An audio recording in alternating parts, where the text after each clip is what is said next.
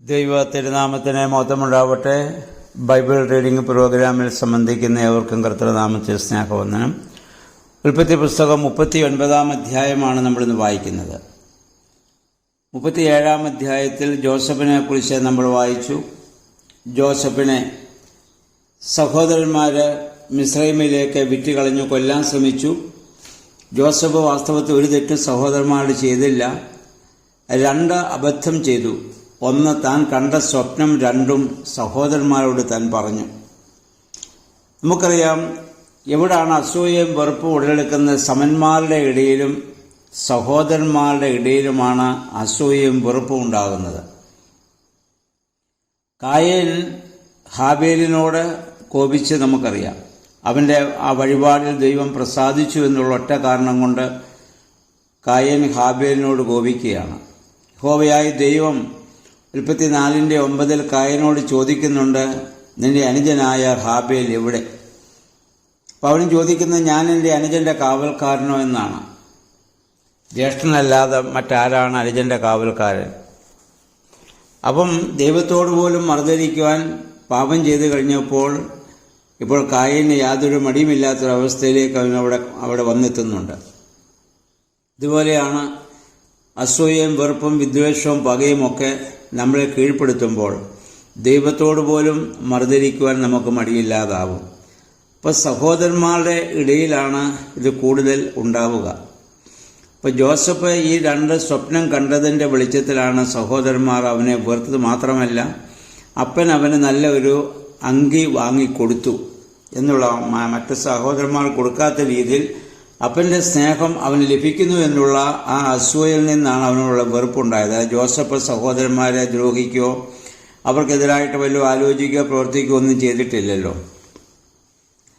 പക്ഷേ ജോസഫിനെ, അങ്ങനെയുള്ള ആ സഹോദരന്മാർ ജോസഫിനെ വിറ്റുകളഞ്ഞ കാര്യം നമുക്കറിയാം. ഇതിനിടയ്ക്ക് 38 അധ്യായത്തിൽ നമ്മൾ കണ്ടു യഹൂദായുടെ ഒരു പാപകരമായ പ്രവർത്തനങ്ങളും, അല്ലെങ്കിൽ അവനാ നീതി കൊടുക്കാത്തതുകൊണ്ട് തൻ്റെ മരുമകളായ താമാർ അപ്രകാരം പ്രവർത്തിക്കേണ്ടി വന്നത് കഴിഞ്ഞ ദിവസം നമ്മൾ കണ്ടു. ഇനി വീണ്ടും 39 അധ്യായത്തിൽ ജോസഫിൻ്റെ ജീവിതത്തിലേക്ക് ആണ് നമ്മൾ ഇനി പ്രവേശിക്കുക. അന്ന് ആ ഇസ്മായേലിൽ അവനെ വാങ്ങിക്കൊണ്ടുപോയി, സഹോദരന്മാരിന് വിലയ്ക്ക് വാങ്ങിക്കൊണ്ടുപോയി അവനെ വിറ്റത് ഈജിപ്തിൽ കൊണ്ടുപോയിട്ട് അവിടെ ഫറവോ രാജാവിൻ്റെ ഒരു ഉദ്യോഗസ്ഥനും കാവൽപ്പടയുടെ നായകനുമായ പൊത്തിഫേർ എന്ന് പറയുന്ന മനുഷ്യൻ ജോസഫിനെ അടിമയായി വിലയ്ക്ക് വാങ്ങി. ജോസഫിനെ അങ്ങനെ അടിമയായി വിലയ്ക്ക് വാങ്ങിയെങ്കിലും അതിൻ്റെ 2 വാക്യത്തിൽ നമ്മൾ വായിക്കുന്നതാണ്, കർത്താവ് ജോസഫിൻ്റെ കൂടെ ഉണ്ടായിരുന്നുവെന്നാണ്. ഒരു ദൈവ പൈതൽ ഏതെല്ലാം പ്രതിസന്ധി ഘട്ടങ്ങളിലൂടെ കടന്നു പോകുമ്പോഴും ആ വ്യക്തിക്ക് ലഭിക്കുന്ന ഭാഗ്യം ദൈവം കൂടെ ഉണ്ട് എന്നുള്ളതാണ്. അപ്പോൾ ദൈവം കൂടെ ഉണ്ടെങ്കിൽ ഏത് പ്രതിസന്ധി ഘട്ടങ്ങളിലൂടെ കടന്നുപോയാലും നമുക്കതിനെയൊക്കെ അനുഗ്രഹമാക്കി മാറ്റാൻ സാധിക്കുമെന്നുള്ളതാണ്. അതാണ് റോമർ 8:28 വാക്യം. കഷ്ടത അനുഭവിക്കുന്ന, നന്മ ചെയ്തിട്ട് തിന്മ പ്രതിഫലമായി അനുഭവിക്കുന്ന വിശ്വാസികൾക്ക് ഏറ്റവും ആശ്വാസം നൽകുന്നതായ ഒരു വാക്യമാണത്. അവിടെ ഇപ്രകാരം നമ്മൾ വായിക്കുന്നു, ദൈവത്തെ സ്നേഹിക്കുന്നവർക്ക്, അവിടുത്തെ പദ്ധതി അനുസരിച്ച് വിളിക്കപ്പെട്ടവർക്ക് അവിടുന്ന് സകലവും നന്മയ്ക്കായി പരിണമിപ്പിക്കുന്നുവെന്ന് നമുക്കറിയാമല്ലോ. എല്ലാം നന്മയ്ക്കായി അവർക്ക് കൂടി വ്യാപരിക്കുമെന്നുള്ളതാണ്. ഇവിടെ അതാണ് ജോസഫിൻ്റെ ജീവിതത്തിലെ ഭാഗ്യം. പ്രതിസന്ധി ഘട്ടങ്ങളിലൂടെയും നിരാശയിലൂടെയും ദുഃഖത്തിലൂടെയൊക്കെ ജോസഫിന് കടന്നു പോകേണ്ടി വരുന്നുണ്ട്. പക്ഷേ ദൈവം ജോസഫിൻ്റെ കൂടെ ഉണ്ട് എന്നുള്ളതാണ് ജോസഫിൻ്റെ ഏറ്റവും വലിയ ഭാഗ്യം. ഇനി പൊത്തിഫേറിൻ്റെ ഭവനത്തിൽ ചെന്നപ്പോൾ എന്താ അവിടെ സംഭവിക്കുക? ജോസഫ് ആ ഭവനത്തിൽ ചെന്നതോടുകൂടി ആ ഭവനം അനുഗ്രഹിക്കപ്പെടുകയാണ്. അതാണ്, ദൈവം നമ്മളോടുകൂടെ ഉണ്ടെങ്കിൽ നമ്മൾ തന്നെ ഒരു അനുഗ്രഹമായി ഭവിക്കും. നമ്മൾ എവിടെ ചെന്നാലും അവിടെയെല്ലാം നമുക്കൊരു അനുഗ്രഹമായി ഭവിക്കാൻ സാധിക്കും. ദൈവം കൂടെ ഇല്ലാത്തപ്പോഴാണ് നമുക്ക് ഒരു അനുഗ്രഹമാകാൻ പറ്റാതെ പോകുന്നത്. ഒരു വിശ്വാസി എപ്പോഴും ചിന്തിക്കേണ്ട കാര്യം ഇതാണ്, ദൈവത്തോടൊപ്പം ആയിരിക്കുക എന്നുള്ളതാണ്. അപ്പോൾ അവിടെ ചെന്നപ്പോൾ പൊത്തിഫേർ ജോസഫിനെ തൻ്റെ ഗ്രഹവിചാരകനാക്കുകയാണ്. കാരണം ജോസഫ് മുഖാന്തരം പൊത്തിപ്പേറിന് ഏറെ അനുഗ്രഹം, ജോസഫ് ആ ഭവനത്തിൽ ചെന്നതിന് ശേഷം ധാരാളം അനുഗ്രഹം അദ്ദേഹത്തിന് അവിടെ ലഭിക്കുകയാണ്. അതുകൊണ്ട് അദ്ദേഹം ജോസഫിനെ വളരെയേറെ സ്നേഹിക്കുകയും അതോടൊപ്പം വളരെയേറെ വിശ്വസിക്കുകയും ചെയ്യുകയാണ്. അപ്പം അങ്ങനെ ജോസഫ് ആ ഭവനത്തിൻ്റെ ചുമതല ഏറ്റെടുത്ത് ആ യജമാനന് സേവനം ചെയ്ത് അവിടെ ജീവിക്കുമ്പോഴാണ് 7-ാം വാക്യത്തിലേക്ക് നമ്മൾ വരുമ്പോൾ ജോസഫിന് പാപം ചെയ്യാൻ പൊത്തിപ്പേറിൻ്റെ ഭാര്യയിൽ നിന്ന് പ്രേരണയുണ്ടാവുകയാണ്. കാരണം ജോസഫ് വടിവത്ത ശരീരമുള്ളവനും സുമുഖനുമായിരുന്നു. അപ്പോൾ ആ ഭാര്യയിൽ നിന്ന് അതിനുള്ള പ്രേരണയുണ്ടായി. അപ്പോൾ ജോസഫ് പറയുന്ന മറുപടി നമ്മൾ പ്രത്യേകം ശ്രദ്ധിക്കേണ്ടതാണ്. ജോസഫ് എന്തുകൊണ്ടാണ് ഈ പാപം ചെയ്യാത്തത്? ഞാൻ ഈ പാപം ചെയ്ത പൊത്തിപ്പേറോ അദ്ദേഹത്തിൻ്റെ ഭാര്യ എന്നെക്കുറിച്ച് എന്ത് ചിന്തിക്കുമെന്നുള്ള ഒരു ചിന്ത കൊണ്ടല്ല. അദ്ദേഹം പറയുന്ന വാക്കിതാണ്, ഞാൻ അങ്ങനെ ഒരു പാപം ചെയ്താൽ ഞാനത് ദൈവത്തോട് ചെയ്യുന്ന പാപമാണ്.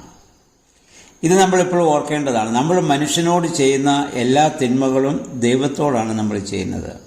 മനുഷ്യനെ വെറുക്കുമ്പോൾ ദൈവത്തെയാണ് നമ്മൾ വെറുക്കുന്നത്. അതുകൊണ്ടാണ് കർത്താവ് പറഞ്ഞത്, കാണപ്പെടുന്ന സഹോദരനെ സ്നേഹിക്കാത്തവന് കാണപ്പെടാത്ത ദൈവത്തെ സ്നേഹിക്കാൻ സാധിക്കുകയില്ല എന്ന് നമ്മുടെ കർത്താവ് പറഞ്ഞതും അതുകൊണ്ട് തന്നെയാണ്.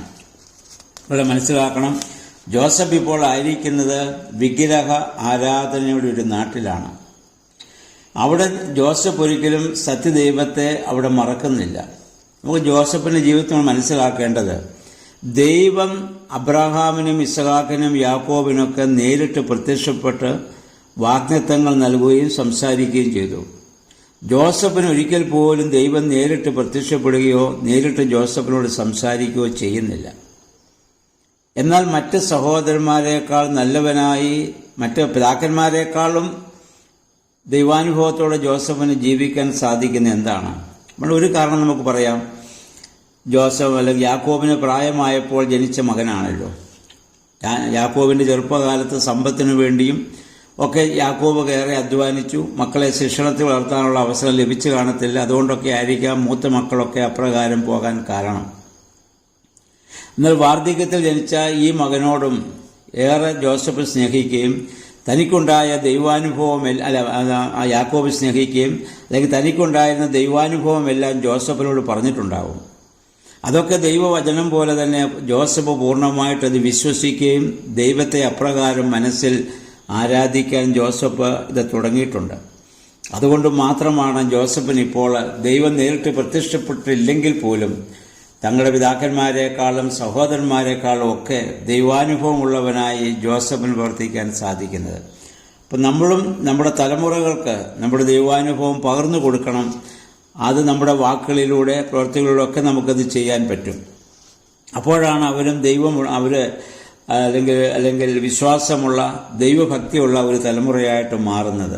ഇപ്പോൾ ജോസഫ് പറയുന്ന വാക്യം ഇതാണ്, ഞാൻ ഇങ്ങനെ എൻ്റെ യജമാനെതിരെ ചെയ്താൽ ദൈവത്തോട് ചെയ്യുന്ന ഒരു പാപമായിട്ടത് മാറുമെന്നുള്ളതാണ്.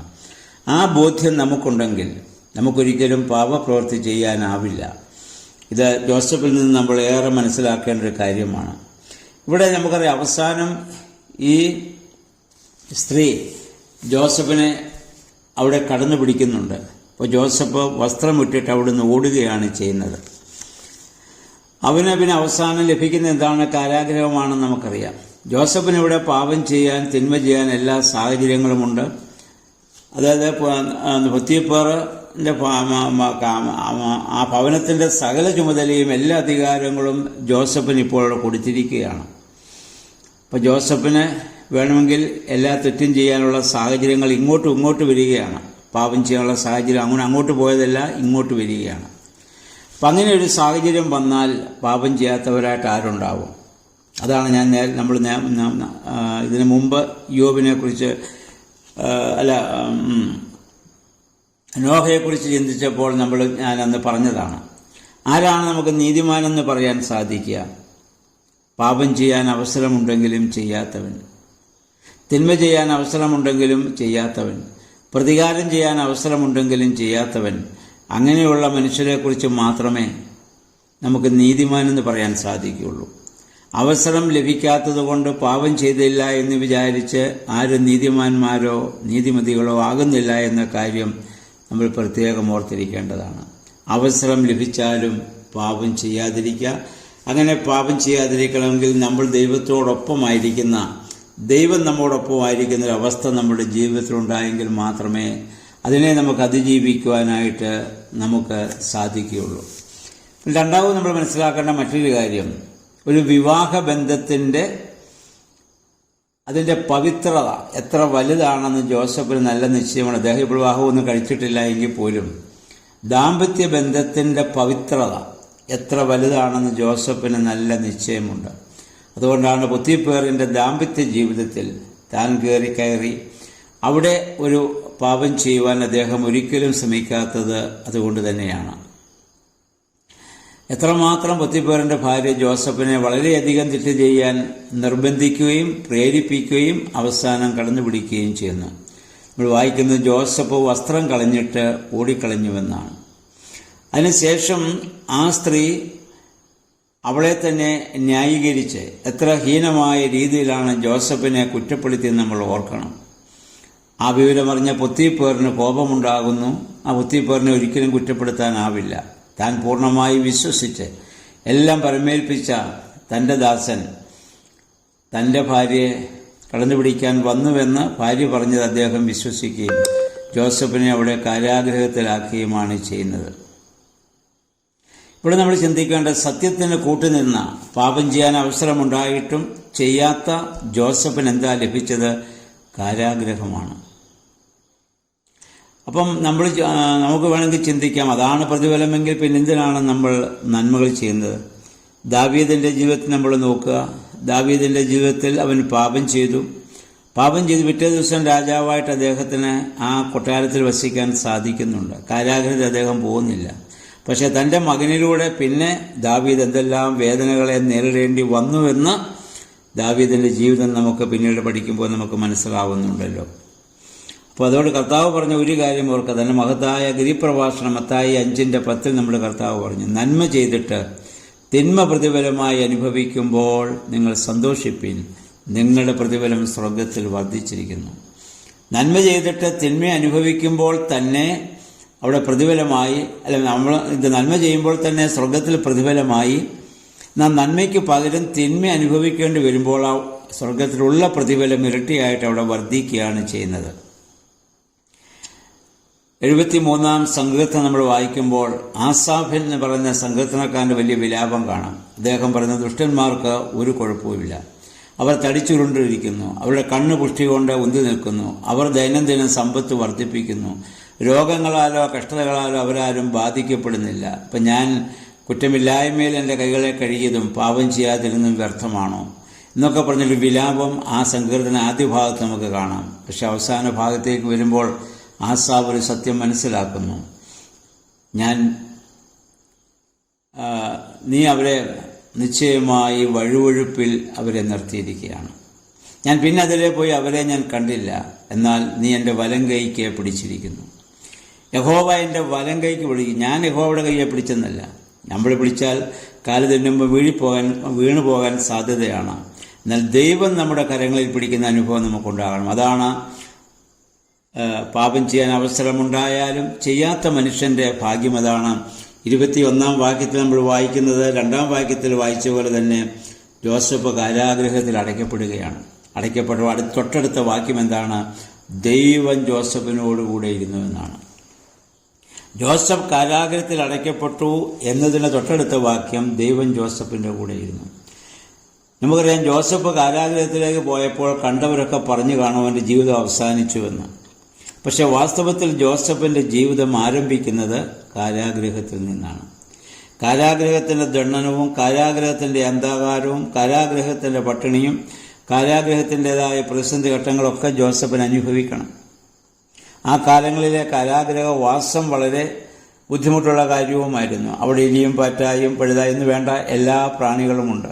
ആവശ്യത്തിന് ഭക്ഷണമില്ല, അന്ധകാരം, ഷെയർ ചെയ്യാനാരുമില്ല. അങ്ങനെ ഒരുപാട് പ്രശ്നങ്ങളുണ്ട്.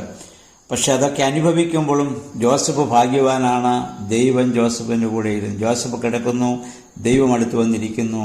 അതാണ് ദൈവരാജ്യം. ദൈവം കൂടെയുള്ള അനുഭവമാണ് ദൈവരാജ്യം. അവിടെ നിന്നാണ് സ്വപ്നം വ്യാഖ്യാനിക്കാനുള്ള കഴിവൊക്കെ ജോസഫിന് ഇനി ലഭിക്കുന്നതും. ഫറവോന്റെ സന്നിധിയിൽ ജോസഫിന് ഒരു പ്രധാനമന്ത്രിയായി മാറാൻ പോകുകയാണ്. പ്രിയമുള്ളവരെ, നമ്മളും പാപം ചെയ്യാൻ അവസരമുള്ളപ്പോൾ, പ്രതികാരം ചെയ്യാൻ അവസരമുള്ളപ്പോൾ ചെയ്യാതിരിക്കുക. പുതിയ നിയമത്തിലെ ജോസഫ് പിതാവും അതായിരുന്നല്ലോ. ഏത് കാരണം ചൊല്ലിയും പുരുഷന് ഭാര്യയെ പിരിച്ചുവിടുവാൻ ന്യായമുണ്ട് എന്നുള്ള ന്യായപ്രമാണ നിയമം നിലനിൽക്കുന്ന ആ കാലഘട്ടത്തിലാണ് മറിയാമിന് ലോകോപവാദം വരാതിരിക്കാൻ വേണ്ടി മറിയമിനെ അല്ലെങ്കിൽ രഹസ്യമായിട്ട് ഉപേക്ഷിക്കാൻ ജോസഫ് തീരുമാനിച്ചു നമ്മൾ വായിക്കുന്നത്. അവൻ നീതിമാനാകൊണ്ട്. പക്ഷേ അവൾക്ക് ലോകോപവാദം വരാതിരിക്കാൻ എന്ത് ചെയ്യാൻ പറ്റുമെന്ന് ജോസഫ് പിതാവും അവിടെ ചിന്തിക്കുകയാണ്. ആ ജോസഫിന്റെ പിതാവിൻ്റെ വീട്ടിലാണ് രാത്രിയിൽ മാലാഖ വന്നതും മാലാഖ സംസാരിക്കുന്നതും. അപ്പം അതുകൊണ്ട് ഒരു വിശ്വാസിയുടെ ജീവിതത്തിലുണ്ടാകുന്ന എല്ലാ പ്രതിസന്ധി ഘട്ടങ്ങളെയും ദൈവത്തിന് പ്രവർത്തിക്കാനുള്ള അവസരമായി നമ്മൾ കാണണം. ഇതോട് ചേർന്ന് എബ്രായ ലേഖനം 12-ാം അധ്യായത്തിൻ്റെ 5 മുതൽ വായിക്കുക. ഇവിടെ പൗലോസ്ലീഹ പറഞ്ഞു, ദൈവത്തിൻ്റെ ശിക്ഷ നിരസിക്കരുത്. ബാലശിക്ഷ കൂടാതെ ഇരിക്കുന്നുവെങ്കിൽ നിങ്ങൾ മക്കളെല്ലാം നിങ്ങൾ ജാരസന്തതികളാണ്. ഒരു അപ്പൻ സ്നേഹിക്കുന്ന ഏതു മകനെയും അപ്പൻ ശിക്ഷിക്കുന്നുണ്ട്, അപ്പൻ തല്ലുന്നുണ്ട്. അത് നശിക്കാനില്ല. ആ അപ്പൻ്റെ സ്നേഹത്തിൻ്റെ ഒരു പ്രകടനമാണത്. അപ്പോൾ ഇതുപോലെ വിശ്വാസിയുടെ ജീവിതത്തിലുണ്ടാകുന്ന എല്ലാ പ്രതിസന്ധി ഘട്ടങ്ങളിലും ദൈവത്തിൽ പ്രവർത്തിക്കാനുള്ള ഒരവസരമായി നമ്മളതിനെ കാണേണ്ടതാണ്. നമുക്കറിയാം, സാത്താൻ്റെ കയ്യിലെ ഏറ്റവും വലിയ ഒരു ആയുധമാണ് നിരാശ എന്ന് പറയുന്നത്. ജോസഫ് ഇവിടെ ഒരിക്കലും നിരാശപ്പെടുന്നില്ല. കാരാഗ്രഹത്തിൽ ചെന്നപ്പോഴും കാരാഗ്രഹ പ്രമാണി അവനോട് അവിടെ ദയവ് തോന്നുകയാണ്. കാരാഗ്രഹത്തിൻ്റെ കാര്യസ്ഥനാക്കി അവനെ മാറ്റുകയാണ്, അവൻ്റെ സൂപ്പർവൈസറാവുകയാണ്. അപ്പോൾ അതാണ് ഒരു ദൈവബദൽ. എവിടെ ചെന്നാലും ദൈവം അല്ലെങ്കിൽ ലോകം നമ്മുടെ മുൻഭാഗ വാതിലടിച്ചാലും ദൈവം അത്ഭുതകരമായ വഴിയും വാതിലും നമുക്ക് വേണ്ടി തുറന്നു തരും. ആ ദൈവകരങ്ങളിൽ നമ്മെ തന്നെ പൂർണ്ണമായി സമർപ്പിച്ച് ജോസഫിനെ പോലെ പാപം ചെയ്യാൻ അവസരമുണ്ടെങ്കിലും പ്രതികാരം ചെയ്യാൻ അവസരമുണ്ടെങ്കിലും ചെയ്യാത്ത നീതിയുടെ അനുഭവത്തോടെ ജീവിക്കുവാൻ നമുക്കിടയാകണം. അതിന് ദൈവത്തിൻ്റെ പരിശുദ്ധാത്മാവേ ഞങ്ങളെ ശക്തീകരിക്കണമേ എന്ന് നമുക്ക് പ്രാർത്ഥിക്കാം. ദൈവം എല്ലാവരെയും അതിന് അനുഗ്രഹിക്കട്ടെ, സഹായിക്കുമാറാകട്ടെ.